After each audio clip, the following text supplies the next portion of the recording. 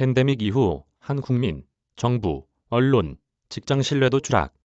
팬데믹 등의 영향으로 한국 국민의 정부 신뢰도가 급격히 하락한 것으로 나타났다. 특히 언론, 직장에 대한 신뢰도는 조사 대상 국가 가운데 최하위권을 밑돌았다. 18일 글로벌 PR 컨설팅 기업 에델만이 작년 11월 1에서 24일에 진행한 조사 결과를 담은 에델만 신뢰지수 보고서에 따르면 조사 대상 28개국 정부의 신뢰도 지수 평균은 52로 집계됐다.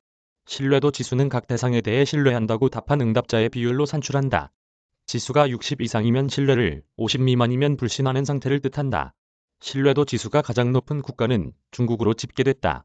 중국의 신뢰도 지수는 작년 조사보다 9포인트나 상승했다. 이어 아랍에미리트, 사우디아라비아, 인도네시아, 인도 등이 그 뒤를 이었다.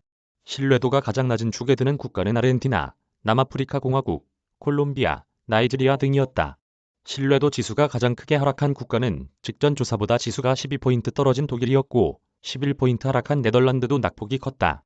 한국도 정부 신뢰도 지수가 8포인트 하락해 조사 대상 27개국 가운데 낙폭이 세 번째로 컸다. 로이터 통신은 이 내용을 보도하면서 팬데믹 대응 과정의 경제 비관론까지 확산하면서 민주주의 국가의 신뢰도가 최저 수준으로 추락했다고 분석했다. 같은 방식으로 조사한 결과 각국 언론에 대한 전체 신뢰도 지수 평균은 50으로 직전 조사보다 1포인트 하락한 것으로 나타났다. 한국은 언론에 대한 신뢰도 지수가 조사 대상 27개국 가운데 두 번째로 낮았다. 한국보다 언론 신뢰도 지수가 낮은 국가는 러시아뿐이었다. 이번 조사에서 정부, 언론, 비정부 기구 등 가운데 기업의 신뢰도 지수가 가장 높았다. 특히 응답자들이 가장 신뢰하는 기관은 각자의 직장인 것으로 파악됐다.